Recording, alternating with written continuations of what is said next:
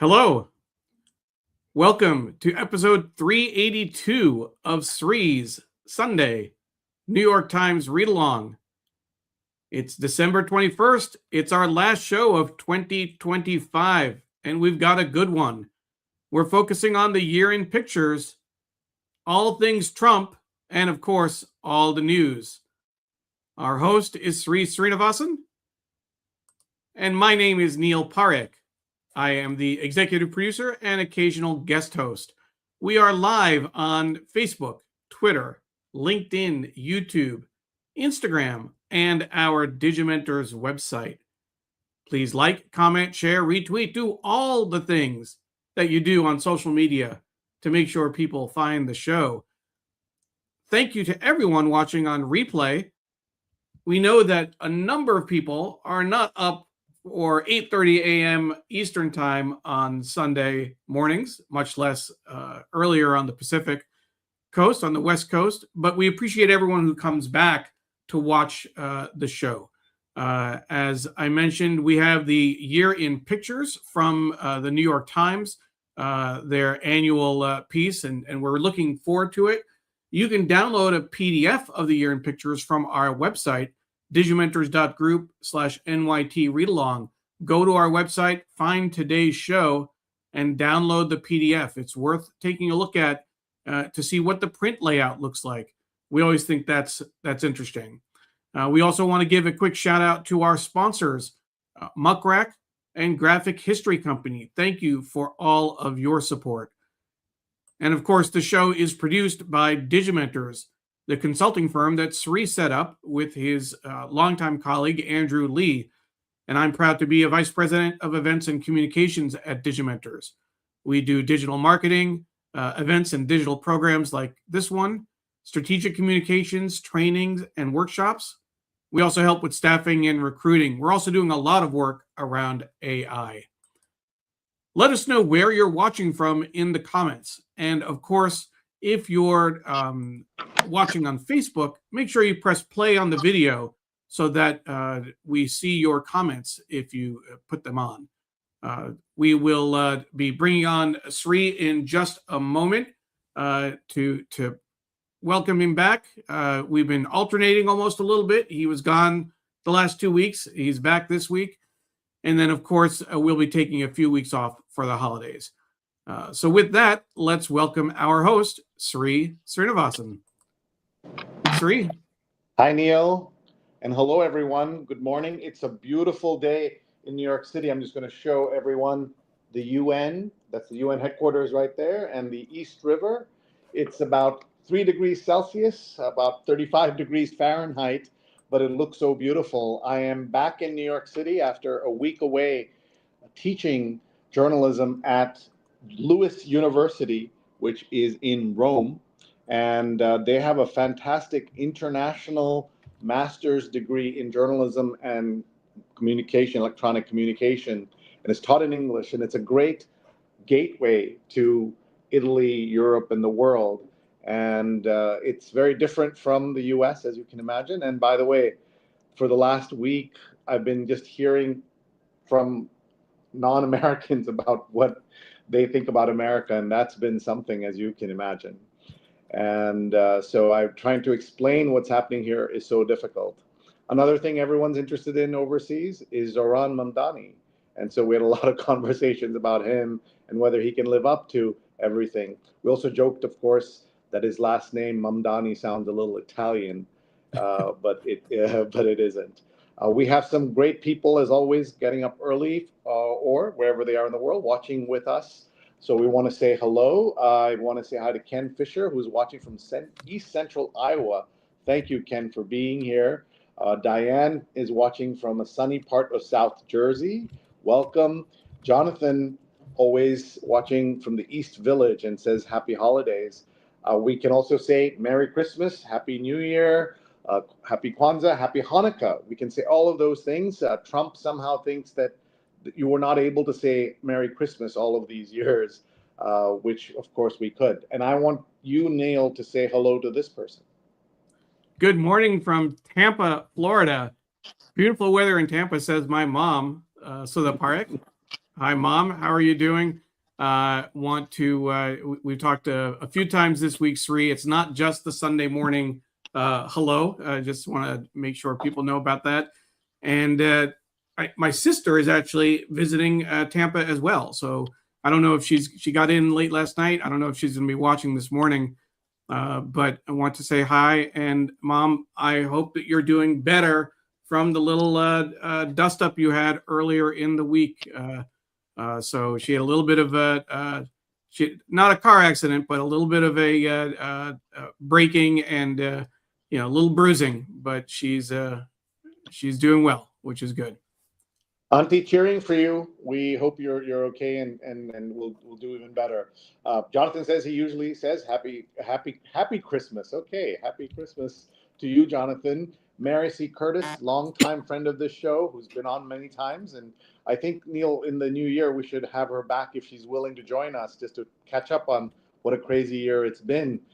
She says, love sharing this holiday show with good friends from Charlotte, North Carolina. Check out her columns and her posts as well, please. And Stephen Kaplan's watching. Good morning. I never miss the year-end pictures read along. I still remember the year pre-pandemic when we were at the Museum of the City of New York and went over all the phenomenal pictures that year. That's right. In 2019, December, before we knew the world would be changing, we all got together at the Museum of the City of New York, and we had a wonderful time reading the newspaper, walking through the exhibits there. It was just a fantastic day. We had no idea how much we would miss opportunities to do things like that very quickly after that. We have a lot to talk about, folks.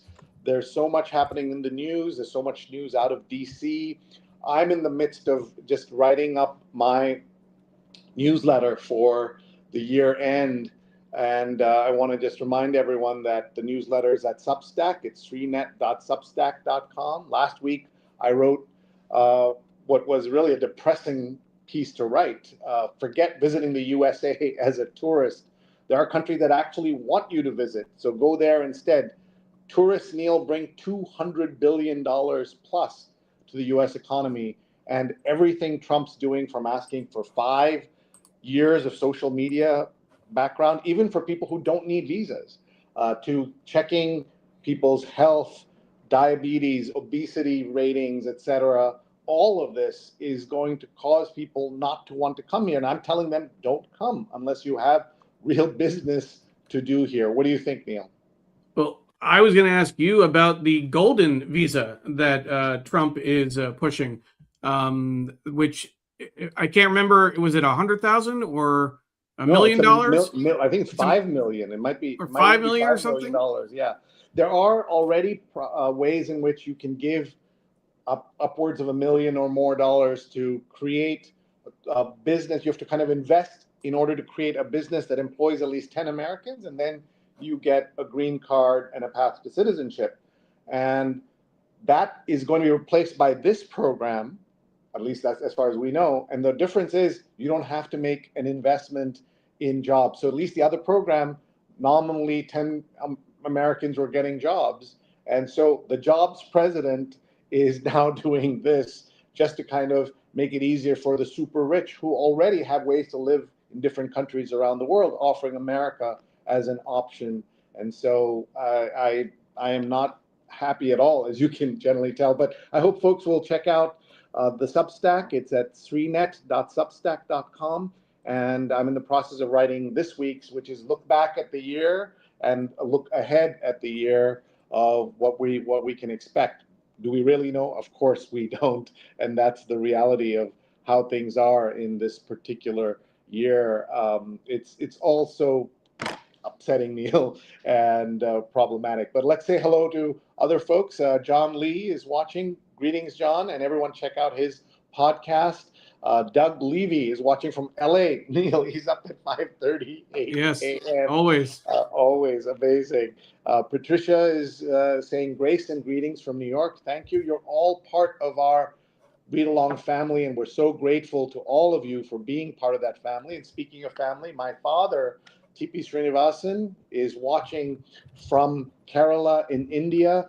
I can't always tell exactly where he is because he travels much more than I do and is very busy with lectures and his own TV. He has a real TV show on a real network, the largest Kerala-based network in the world, and he is doing interviews and all of these things. So thank you. And by the way, the word Monu means son. So he's saying that's what he calls me. So thanks. Acha is what I call him. Thanks for being with us as always. And Neil, as he does, is going into the different channels we're on. We're on LinkedIn, Twitter, Facebook, YouTube, etc., and is able to annotate the conversation. So you can find links as we're talking. Here's his LinkedIn, here's the Facebook. So if you're in any of those channels, you can see his notes coming in. Mary's last column spoke of the dangers when we judge entire groups by the actions or supposed actions of a few. Wonder if certain countries can be barred from the World Cup in the US. That's a great point. Thank you, Mary. That's interesting. One of the things I was going to say, Sree, is I think it was last week we heard the news that the Seattle Pride game in June, they scheduled a Pride game on the World Cup without knowing who the teams are going to be, which nations are going to be playing. Then they did the draw, and two countries that were randomly picked for that game, Egypt and Iran. Two very incredibly homophobic. Being gay is a crime. Just can't imagine what that's going to be like. The pros and cons of going forward with that game as the Pride game. That'll be interesting to see.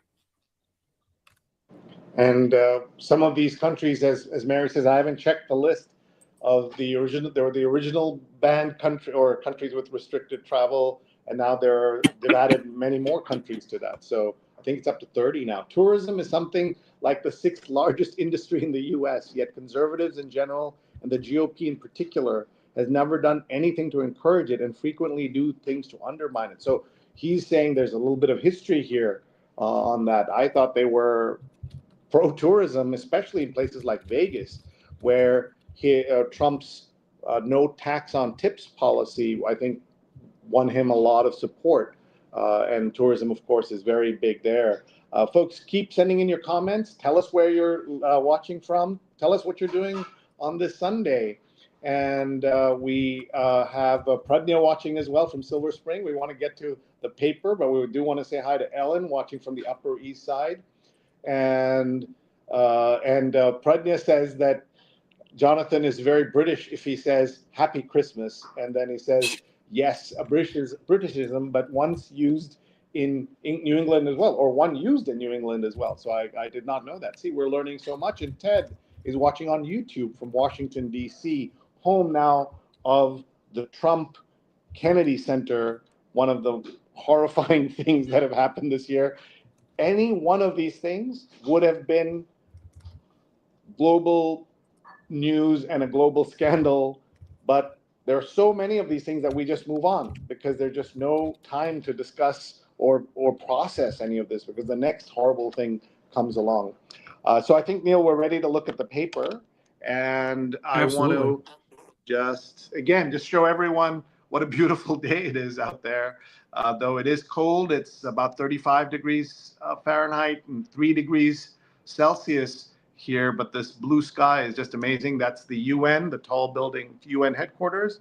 That's the East River. That's Long Island City over there, and that's Roosevelt Island right in the middle. For those of you who haven't been to New York in a while, those buildings you're seeing there, that cluster in Long Island City, there was one tall building for the last 40 years there, just one skyscraper or one building above 25 floors. Now look how many there are. It just shows you how much the world, or at least New York, keeps changing. Okay, let's see what's on the front page of the Times. The headline is, a rallying cry for Democrats is hitting home. Affordability issue. After stumbling, party finds message while GOP catches up. Story on a second term looking more like a reign, REIGN. Trump is testing limits in policies and profits. And the year in pictures section, which we will be looking at in depth, is available exclusively as a PDF on our website. So please go to digimentors.group, look for that New York Times read along button, and there you will find this episode and you will find the year in pictures. You can download it. Of course, it's available if you're a subscriber online in the web format, but a PDF is exclusive to us thanks to our friends at the New York Times. So very grateful to them for sharing it with us. So please go and grab it while you can. Deadly import floods Canada. American guns. And transplant tourists pay richly for U.S. organs. Hospitals running ads abroad in a shortage. This is, Neil, a very important story. Speaking of tourism, turns out that an American hospital can get up to $2 million from very rich foreign tourists who are willing to pay for transplants while knocking off Americans from the waiting lists. So that's something that we should be paying attention to. New change in the old guard. Performers at the unveiling of U.S. coins. The Treasury rejected a call to diversify honorees. I know there was a plan to use Donald Trump on a coin for the 250th anniversary. I don't know if that's part of this story. There is a rule that no living people can be on currency, but Trump is trying to find a way around that. And from crypto fraudster to jailhouse lawyer, Bankman-Fried finds new calling.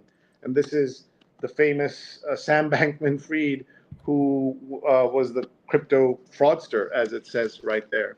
Let's see, what are the other sections? This is the year in pictures, which we'll be coming to shortly. And the Sunday business covers long-haul trucking was a Sikh refuge until now. 2 high-profile crashes and a Trump administration crackdown have worried this immigrant group and have made them wary as well. This is really big story because I don't think most people know how many Sikhs in America are such a dominant part of the trucking industry. We're also used to, Neil, seeing Sikhs wearing a turban and a beard, and a lot of Sikhs in America and elsewhere don't always wear that. So you may not know you're looking at a Sikh person when you see them. And by the way, here's a pronunciation point. I have preferred to say Sikh when talking about Sikhism to Americans because that's easier to understand. But Sikh people who are from the religion, many of them who do say Sikh to Americans will say the right way to say it is Sikh. So the problem is when you're pronouncing it, and in America with all its issues, you hear it differently. So that's why I prefer to say Sikh, but I've been corrected multiple times by folks who say, say it the right way. But I'm still having problems with that. What do you think? I appreciate you sharing that, Sree, because that's the first time I had heard that. And in fact, when I heard you say it, I'm thinking to myself, Sree, it's Sikh, like Seek. That's the only pronunciation that I'd ever heard. Right. So that's very interesting. Yeah, and this is where maybe, and I'd love to hear from any folks who are watching who know better, including Punjabi speakers. All Sikhs are Punjabi, but not all Punjabis are Sikh. I'd like to hear what they think. It also might be a kind of progressive versus traditionalist, or a different way of you want to adjust. So you say the words differently, the names differently. I don't know. I'd love to hear from folks who may know. By the way, here Pradnya says maybe focus on non-crazy news if you can find any. All right.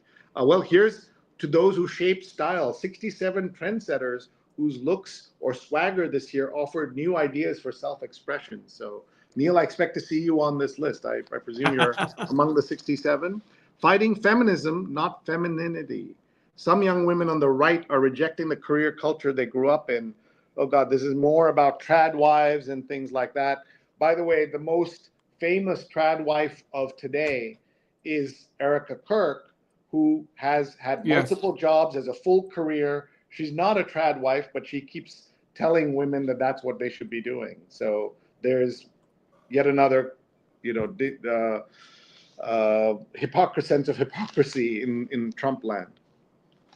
So, Sree, just want to go back one moment to our conversation about pronouncing the word Sikh. Our friend Simran Jeet Singh actually tweeted about this several years ago, and I'm going to make this a little bit bigger. For those wondering, the correct pronunciation of the word Sikh is with a short I and an aspirated K, just the way you were describing it. Sounds most like the English word sick, but his explanation, another common pronunciation of Sikh is with a long I, as in the English word Sikh. This is a later distortion of the original, likely a remnant from European colonialism. While both forms are used in modern English, the pronunciation from the original Punjabi is preferred. So I can Singh see is, why, I can see why people would, who agree with him and want it to be like him. They'll say, we don't say Hindu the way Americans like to say it sometimes, or the British used to say Hindu or Muslim, right? Though a lot of people still say Muslim or other things. It's Muslim and it's Hindu. So why can't we say Sikh? The problem to me is, and to my ear, is that to most Americans, it will sound like you're saying the word S-I-C-K. And that's not helpful. So I'd love to hear more about this, but thank you, Simran, for posting that back in the day. And as I said, this is what they want us to say, and how that fits in. It's the way people do with names and things like that. Our daughter's name is Durga, and most people say that. But some people try to overcorrect and say Durga, like they just go all in, or Krishna, like they go all in. And so, this is what is about language. It's about assimilation, lots of issues around this. Okay, let's see here. The race to build on the Sunday Opinion cover is across Silicon Valley, teams of computer scientists are working to create the most engaging AI companion and win the battle for AI dominance. So this is something your daughter would recognize. These, what do they call these? Charm bracelets? Yeah. I heart ChatGPT, Agent Era, AI Bestie, Fine Tune Me, Team Claude, Big LLM Energy, Gemini Forever, Prompt Queen, The World's BFF by Stephen Witt. Okay, that sounds interesting. And there are so many options with AI, right? It's hard to kind of keep track of all of them. And the book review cover is Fight the Power in the Fire. The reporter Cecilia Sala travels to Iran, Ukraine, Afghanistan, and follows her generation into the fray. Neil, I just did it there. I said Afghanistan instead of Afghanistan, which most people say, or Pakistan instead of Pakistan. But one person, one very prominent non-Pakistani who says Pakistan is Barack Obama. Barack. Sree too, but Barack, because he had a Pakistani roommate. So he says Pakistan instead of Pakistan, which the only time it's ever said that way from the podium of the White House. All right, that's the book review. Arts and leisure. Stand-ups are becoming big stars with family-friendly material. Where's this family-friendly material? I don't see much of that. Comedy so clean you can bring the kids. Wow, I did not know that. Are you familiar with this? No. Because most comedy is not family friendly. At least most shows are not. Okay, the New York Times Magazine. They don't see us as human inside the dark corners of the global fertility industry. So that's, I guess, Americans and others getting surrogacy or fertility pregnancies being done. The Metropolitan cover is his fight is access to transit. An MTA official knows from experience that the subway is a challenge in a wheelchair. Neil, remind us about the Metropolitan section. What is it exactly? In terms of availability, what it covers? And how it's available. So it certainly covers the New York City metropolitan area. But what's, as far as the New York Times is concerned, in terms of the distribution, one of the things to note is that it's, to get national distribution, it's printed at almost 27 different printing plants around the country. The Washington Post handles the paper, the New York Times, for me here in the DC area. I remember the Seattle Times, etc. And outside of New York, we don't get the metro section, real estate, or sports. We get, within the A-book, within the front section, just a few pages of each of those sections. So occasionally there's some really special features in the Metro section that I don't get to share with folks when I'm hosting. But we do get to have national distribution. The other thing that's interesting to note is for special features, the Year in Pictures, for example, or the big report on the CIA leaving plutonium up in the Himalayas for folks who joined us last week. The cookie inserts.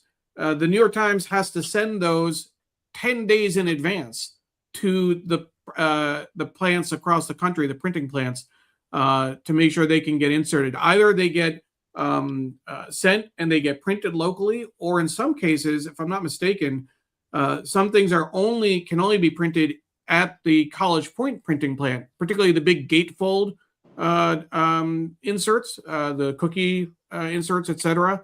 Those are printed in New York and then shipped by truck across the country, so they can be inserted into each paper. Sounds so unlikely, Neil, considering that we live in such a digital world that they have to ship things like that. Well, that's because of College Point, because the printing press is so incredible there. And we've had 2 tours live on camera. When we met Mike Connors, the production manager there, it was so much fun to do a read along, not on a Sunday, and to do it from there.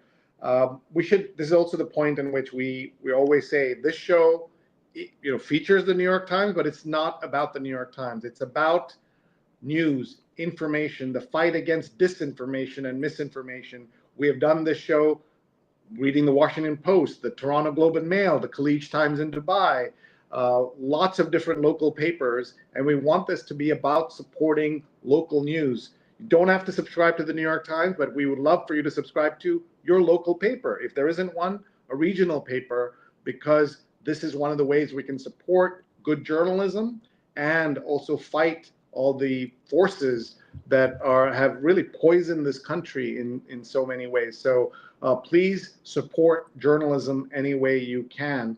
And we both subscribe to the print New York Times, and that's why we do it this way. It's the easiest thing for us to do on a Sunday morning, but we want to do more with other papers as well. I want to give a quick shout out to a friend, longtime viewer, Mark Lee, watching from Durham, North Carolina on Instagram. Mark, it's been a while since we've had you comment on the show. Thank you for saying hi. And he says his comment was Trump is very scary, which I certainly agree with that. There's a lot that we're going to cover as far as Trump is concerned this week. I mean, if you go back, Sree, there were his comments around Rob Reiner's murder. His post was just crazy. There was his speech, which was, maybe even, I don't know if it was crazier. And then you mentioned at the top of the show, changing the name of the building to the Trump Kennedy Performing Arts Center. And the next day, they actually put his name on the building. Forget about an act of Congress. Forget about the niceties. And I thought my favorite post on that was Kerry Kennedy saying that she looks forward to going out there in 3 years and 1 month with a pickaxe and a union card to take down those letters. Yeah, on top of everything else, the grammar is wrong. It now says the Donald J. Trump, the John F. Kennedy Center. So that doesn't make any sense. By the way, one of their excuses for this is that the board unanimously chose this. This is obviously board stuffed with his sycophants, but it wasn't unanimous. One of the folks on there who has come out and said that whenever anybody opposed to the motion wanted to speak, they would just mute her, and she was not allowed to say anything. So that's one way to get unanimity, if you just don't let anybody speak. And like right now, I could mute you, Neil, and just keep saying, Neil agrees with everything I say. And that's just exactly what they did. But we're kidding around here. They're doing it in a way that affects the entire country and beyond. We want to, before we go to the rest of the paper, I just want to go back to our conversation about the pronunciation of the religion Sikhism and trying to understand. So the discussion has been many folks who follow the religion have asked us to say Sikh instead of Sikh. And here's what Jonathan says: I've heard of the preferred pronunciation as Sikh before, but doesn't seem to have reached critical mass yet. Patricia says she pronounces it Sikh.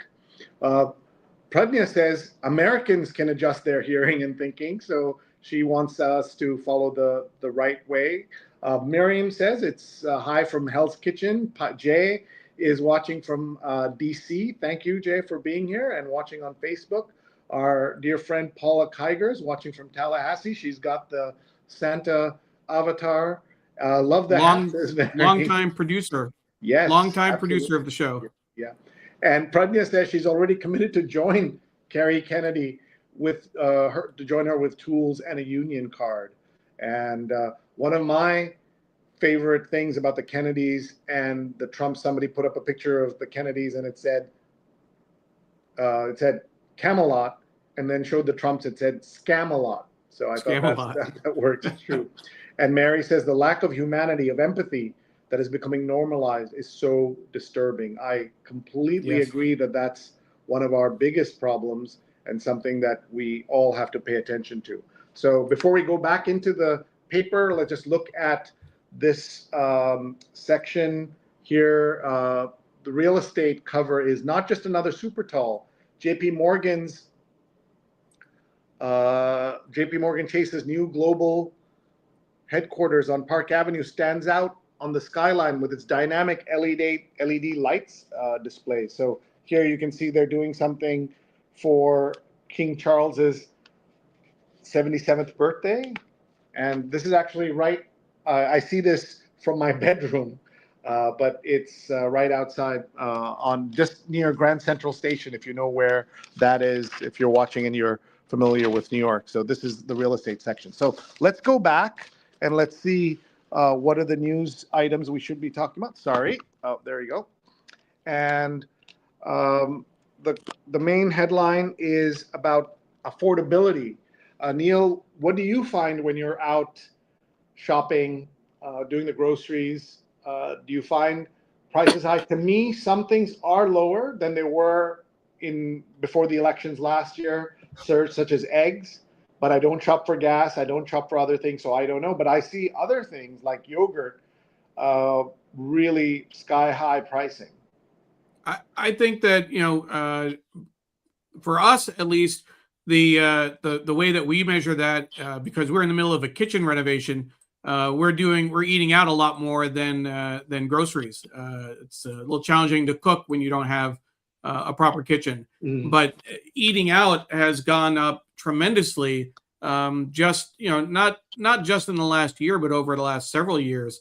And so I think that the interesting thing for me is more around not just in terms of the personal experience, but again, what the political discourse is like. One of the charts that I saw online is how, and I think this might be in the Times, this might be in the paper.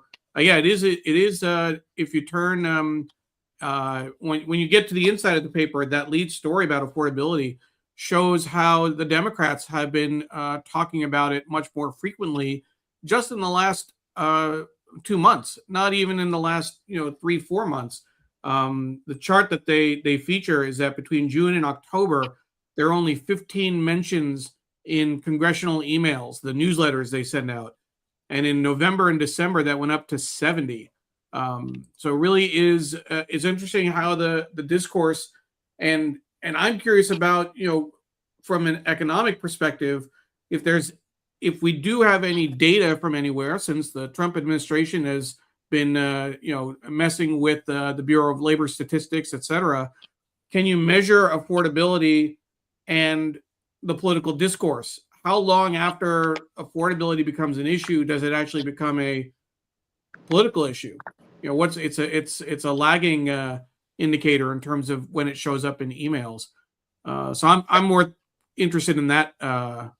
Sure, and we should give credit to Zoran Mamdani for making affordability an issue starting in last January, when he started his campaign with his 1% recognition, name recognition, and he became, of course, the mayor of New York City. He starts on January 1st, so there's going to be a lot of interesting things happening around that time. I would actually a yes on Zoran Mamdani, but I would go back to 2019 and Jimmy McMillan. The rent is too damn high. That's when we started this conversation. We just haven't finished it. Yeah, I still remember him. Second term looking more like a reign. REIGN. Trump is testing limits in policies and profits. By the way, why I'm spelling it out is we are now an audio podcast as well. People have been asking for this for 10 years of our show. People have said, do you have an audio podcast? And now we do, on both on Spotify as well as on Apple Podcasts. Please search for Sree Sunday New York Times Read Along, and we would love to have you follow us there, give us a like, give us a rating.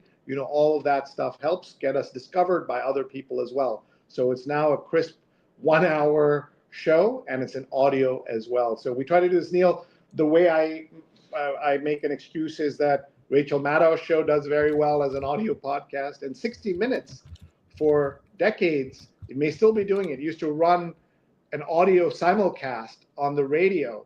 And if you were traveling for the weekend and weren't home by 7 p.m. Sunday night to watch TV, you could just listen to Sun 60 Minutes on the radio. And it was something I've done so many times over the years. Let's see here. This is the Year in Pictures. Remember, we have an exclusive Year in Pictures document for all of you. The PDF is available, so please grab that from the digimentors.group. Look for the New York Times Read Along button and look for today's show. Grab that. You'll want to keep it. It's a beautiful PDF of the section. Deadly import floods Canada, American guns. And so that's obviously an American export. Transplant tourists pay richly for U.S. organs. Hospitals running ads abroad in a shortage. So while we don't have enough organs for Americans who need them, we are advertising overseas because it's more profitable to get foreign tourists. Heart transplant patients in the U.S. typically spend months waiting for a donated organ, but Kayoko Hira was not a typical patient. Mrs. Hira, the wife of a hotel magnate in Japan, flew to the U.S. in September 2021, went to the University of Chicago Medical Center, and within days got a new heart from an American teenager who had died. Soon after, the New York Times found a charity run by her husband made a donation to a nonprofit group led by the heart surgeon's wife. It was the only time the charity has ever given money to an American institution, according to the website. More than 100,000 people in the U.S. are in need of a transplant. So this is where the American healthcare system, which is already in so much trouble and is broken in so many ways, prioritizing this, I think, is totally unacceptable. We complain a lot here about the Trump administration. This is not about the Trump administration. This is about the way late-stage capitalism works, and something that we should be paying attention to. Let's see some comments coming in. Jay says it's a travesty that the names of the memorials aren't protected from such unhinged actions. They are protected, but the protectee is Congress. If Congress is not willing to do anything, then they can do whatever they want.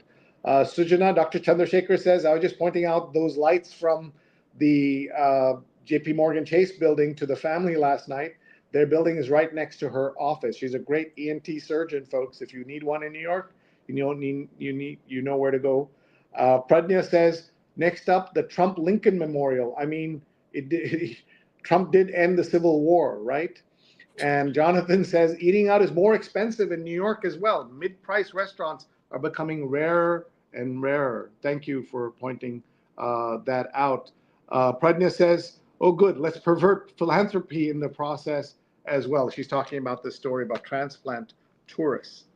Okay, new change in the old guard about the Treasury rejected a call to diversify honorees. And from crypto fraudster to jailhouse lawyer, Bankman-Fried finds a new calling. This reminds me a little, Neil, of one of my favorite movies. It's The Shawshank Redemption. I don't know if you've seen that, but I'm obsessed with that film. It's the Yeah. number one. It's rated number one on IMDb's list of 250 greatest movies of all time, ahead of The Godfather and other films like that. And in it, and Andy Dufresne, the character who's played by Tim Robbins, is a convicted murderer who turns into a jailhouse tax accountant, I think, more than a lawyer. Maybe he's a lawyer also. Yeah, he's a lawyer, but he does a lot of tax work, I remember. But I've seen that movie, I don't know, 20 times. Any other Shawshank fans here? Here to help. How to avoid an Airbnb disappointment. Shawshank is brilliant, says Sujana Thank you. Chandrasekhar. You were looking down, Sree, but wanted to Thank make you. sure you saw that. Thank you. How to avoid Airbnb disappointment. Search to get a sense of the area, read between the lines, dig into the reviews, salvage what you can. And Airbnb's algorithm prioritizes review the platform thinks you want to see, but users can filter reviews by their preferences and should read beyond the starred rankings.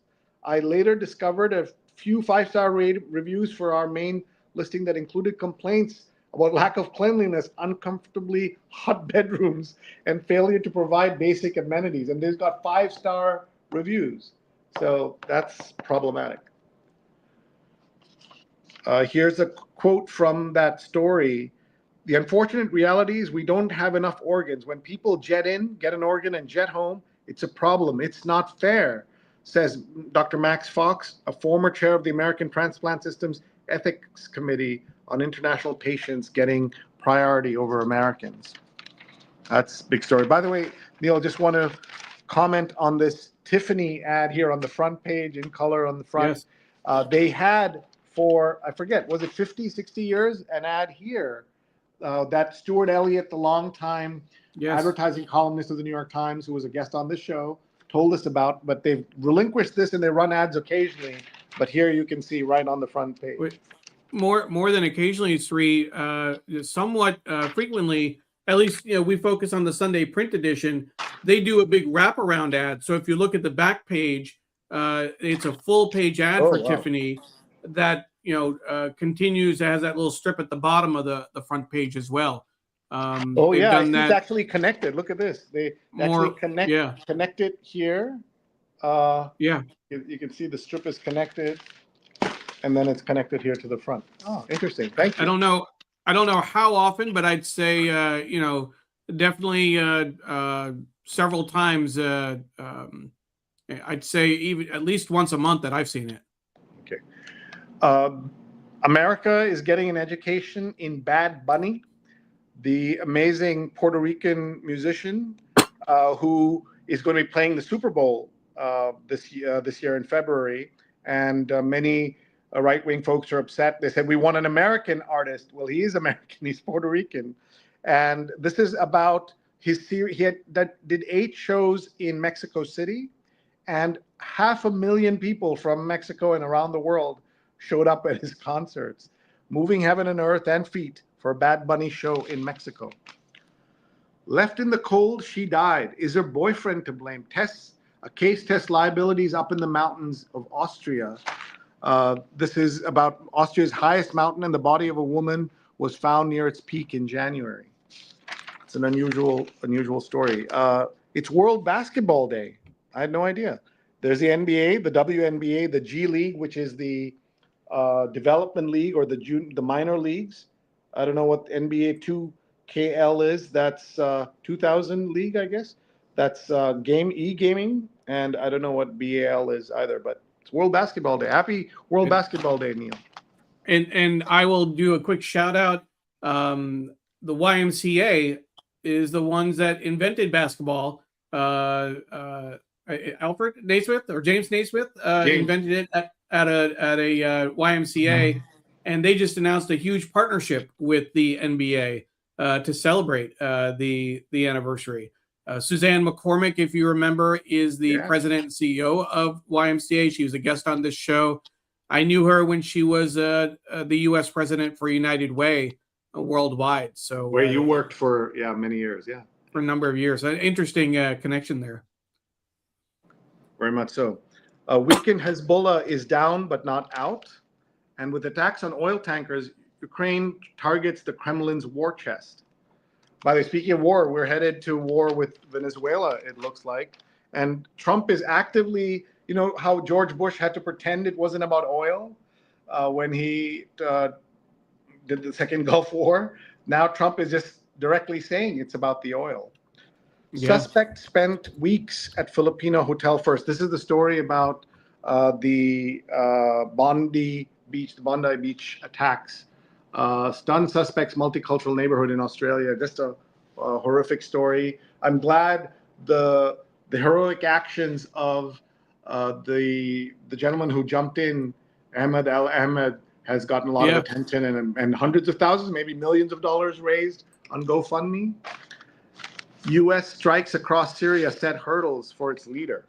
The leader had been here. The former most wanted terrorist was here and welcomed to the White House. So I wonder how, that's what that story is about, how they're dealing with America now attacking parts of Syria. Taiwan subway attacker planned deadly spree. I did miss this. Investigators are unsure of stabber's motive, but he said he prepared meticulously. Christmas markets have new traditions, security barriers. In Rome, as I walked by one of these places, one of these markets last week, I was looking at the security there. By the way, the story about the guns on the front page, going to Canada, a gun bought in Florida for $500 can fetch $4,300 in Ontario. That's an incentive, clearly. A Kenyan system exploited these working women and more like them. A year-long investigation by the Times of how and why officials looked the other way. And these are women sent overseas to Saudi Arabia and other countries. And they kind of look away even though they're being exploited and assaulted and attacked. On edge over rejection of anniversary coin designs. Pilgrims and presidents chosen over suffragists and civil rights figures. And the Treasury Secretary spurned a committee's recommendation to honor civil rights figures such as Ruby Bridges, left, and Martin Luther King Jr.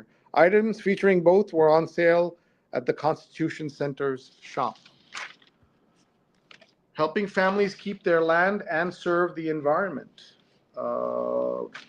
That's a good story. And a tribe bridges a gap for electric vehicles. I think this is a good series they're doing, Neil. 50 states, 50 fixes.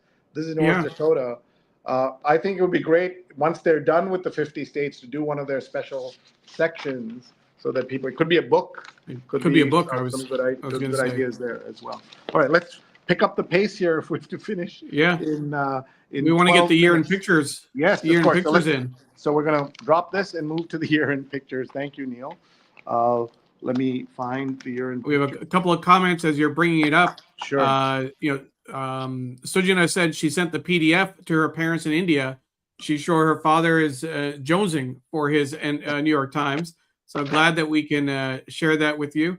How do we get it, Neil? Remind us. You can get it from our website. If you go to digimentors.group/NYTReadalong, look for today's show, and you'll find a link to the PDF.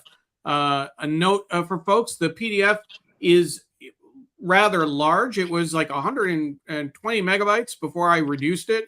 I put it on Google Drive so it's easier for people to get to. So there's a link from our website, and you can download it. John Lee says, and we should make a little time for this, Sree. When we talk to the year in pictures, we should also make sure to reference the Vanity Fair White House portraits. I have those teed up just to take a quick look before we I'll navigate, Neil. You talk us through this. Sure. So the year in pictures is incredible. It's actually a little harder to see online, Sree, for me, but it's an annual piece. And we've actually had a couple of years ago, we had Tanner Curtis join us on the show, one of the editors, to talk us through the process of how they chose the pictures. And, that's an 8-month process. They're whittling down, and I'm sure there's an editor's note from tens of thousands of pictures. They kind of organize it by time of year. And many of them are familiar pictures. Certainly the events will be familiar. The meeting with Mamdani and Trump. No, Zelensky and Trump, of course. I'm sure Mamdani and Trump is in there as well in November. But some of these pictures are so poignant, and they evoke whether it's the war in Ukraine, whether it's natural disasters. It really serves as a record for the year, a photographic record. I know that our friend Stephen Kaplan, who was an editor, photo editor at the Times, appreciates this special. This is a shot from Congress. I'm going to guess that's the State of the Union. I see Pramila Jayapal in the bottom right corner, and they're holding up a false kind of a sign, probably. And it says Must be Fields. Yeah. Yeah. Must be New York State of the Union. We're in February What now. else? This is February and March. This is the February, March. Syria. Looks like a lot of Ukraine photos. Ukraine, right? Syria, Congo, Damascus, Khartoum. And I was there at the beginning of Ramadan. During the first ceasefire, I went to Beit Lahia in the far north of the Strip to photograph the destruction of daily life there. This is Gaza. And you're seeing that. Yeah. And so they have the photographers often commenting on the photographs that they've taken. So we're in March, April, May, and now May and June. This is the Eaton fire destroyed their campus. 40 students at the Abbas School of Leaders came together for a spring musical, Alice in Wonderland. Oh, wow, that's amazing. Imagine doing that at this time. And honor guards rolled up the red carpet after President Trump's arrival for a NATO summit in the Netherlands. And here's the Pope with the MAGA brother, but he's not MAGA himself, thank God. He has a MAGA brother? I didn't know that. Sree. Yeah, MAGA brother who's already met Trump, who's a member of Mar-a-Lago, all kinds of things. Wow. Oh, and you remember this, June 14th, Army's 250th anniversary and President Trump's birthday. Yeah, I'll be honest with you, Sree. When I flipped through it real quickly, I did not read the detail, and I'm looking at that. I'm thinking, when was there another Tiananmen Square? I don't remember this year. Where that was lineup of tanks like that. Oh my God! That's literally what went through my mind.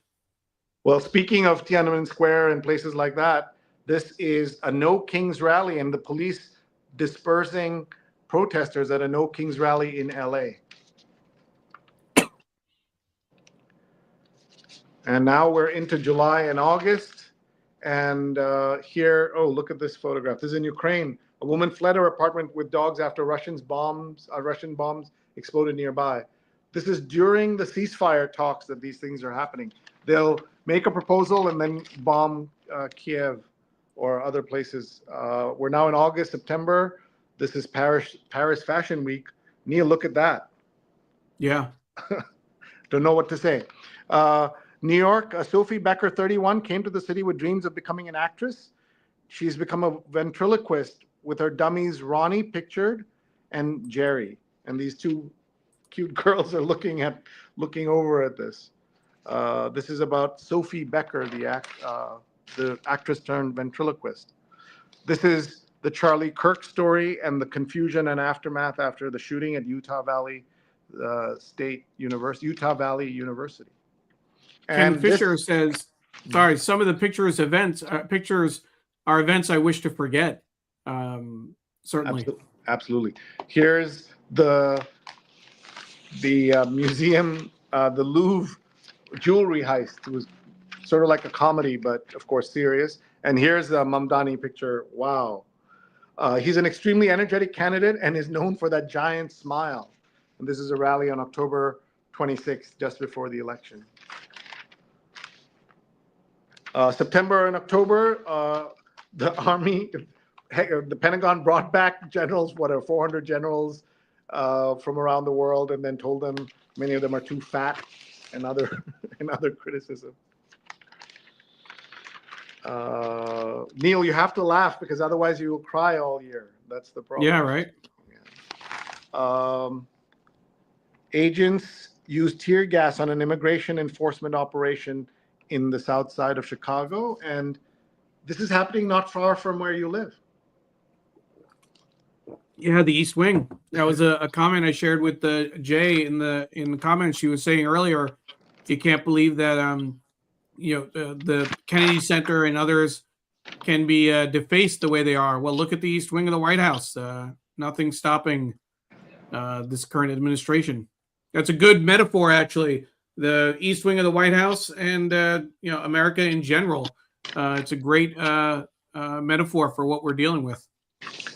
And the back cover is Vatican City, an array of Catholic prelates in brilliant red robes lined up alongside heads of state, royals, and crowds of the faithful at the funeral of Pope Francis, the first South American pontiff. And then soon after, we had Pope Leo take his place. Yeah. That's great, and it's interesting. The Mamdani picture was not didn't make the cut this year. The one with Trump, yeah, because they Trump had that other really big picture, so I think they went with that. Pope Leo is also, I believe, a baseball fan. He is. He's a White Sox fan somehow. First one in 2,000 years. Right. So real quickly, Sree, I want to show those Vanity Fair pictures because they definitely were interesting, and we'll make it work a little bit bigger. Let's see if we can make that bigger on the screen. I want to make sure we don't cut it off. That's Susie Wiles. These are close photos, close portraits that were taken and that got some criticism, but this is the photographer. I mean, look at that picture of J.D. Vance. This is from the Vanity Fair website. The way that we're showing it, Stephen Miller and Dan Scavino. Interesting side view. And then a couple other pictures from the shoot as well. Do they have that like the family portrait of all of them sitting at the table? Do you have that? They do. They have that at the very top. I skipped over that, but that's so there was a great Twitter line where someone said, "This looks like a terrible law firm that fakes accident victims for bus, for bus tragedies or something, like a law firm you would never want to go to." And from left is Catherine Levitt, J.D. Carolyn Vance. Levitt. Yeah. Sorry, Carolyn. Thank you. Carolyn Levitt, J.D. Vance, Marco Rubio. I guess that's Scavino, Susan Wiles. And who's that up on the upper next to Miller? Susie Wiles. I don't know who the other folks are. Let me. Scavino above Susan Wiles. And then there's no caption on the photo. And then, of course, Stephen Miller, who his own uncle told us, wrote in 2018, I believe, that his nephew's policies, if they had been in place when during World War II, his family would have been erased because they came here as refugees and immigrants.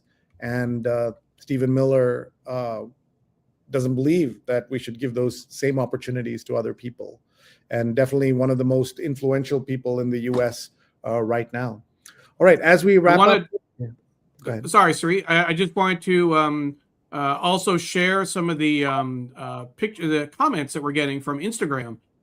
We got more comments than we usually get in the last for this show, so I just want to bring those up real quickly. We'll show them on the screen influential as best we can. A little right now. Small, but all right. As we wrap up, to see whether we can. Sorry, Sree. I just wanted to. There we go. Mark Lee also share some of the saying hello from North Carolina from Instagram. Dana Conroy saying Trump's behavior in the wake of Rob Reiner's murder was so reprehensible for this disgusting that every GOP member should be speaking out to object. Show them so far off the rails. Best we can. So upsetting. Small, but made reference to that. Want to see whether we can show. Sorry, Sree. I just wanted to. Mark Lee also share some of the saying he's asking about your son, North Carolina from Instagram. Been keeping busy with saying Trump's behavior in the wake of Rob Reiner's murder was so reprehensible. Dana Conroy is commenting on Shawshank Redemption, one of my all-time favorite rails. So upsetting. And Mark Lee is talking more about basketball.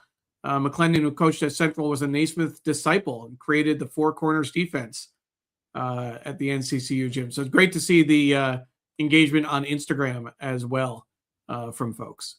We also had a few folks commenting on Twitter. Anita Joe was asking earlier about, why would grocery prices come down? She didn't think that they would. And when we were talking about affordability earlier. Sree, we lost your audio. There we go. That's because he promised that it would come down day one. He promised. Diana's watching from California, and here, Jay remembers the show with Tanner Curtis. Wow, that's quite a process, and thank you for remembering. Such great comments coming in. Pradnya says a picture's worth 1,000 words. And Mary says, a reminder, Rob Reiner decried the Kirk murder and was supportive of Kirk's widow's comments at the memorial. Reiner got no such kindness from Trump or those who wanted to punish any Kirk critic. Thank you all for a thoughtful year. Neil. And I realized, so Pradnya put in the what was happening with the sound. I realize now, Sree, my apologies. What's interesting, when I shared the Instagram feed, we must have been getting the double audio. It's muted on my side. So when I share I don't hear that audio, but it comes through when you share the screen. So my apologies for that. No worries. It's all good. Folks, we're wrapping up here. We want to thank everybody for watching. A reminder that we're going to be off the air for a couple of Sundays, but we'll be back January 12th. And we are looking forward to hearing about your take on the news and sharing what we read in the paper as well. We're going to also remind you about the fact that you can download the PDF of A Year in Pictures from our Digimentors website. So please go there and grab it. I also want to mention Neil's show, which he does, called Shining Light on Shadows, about mental health.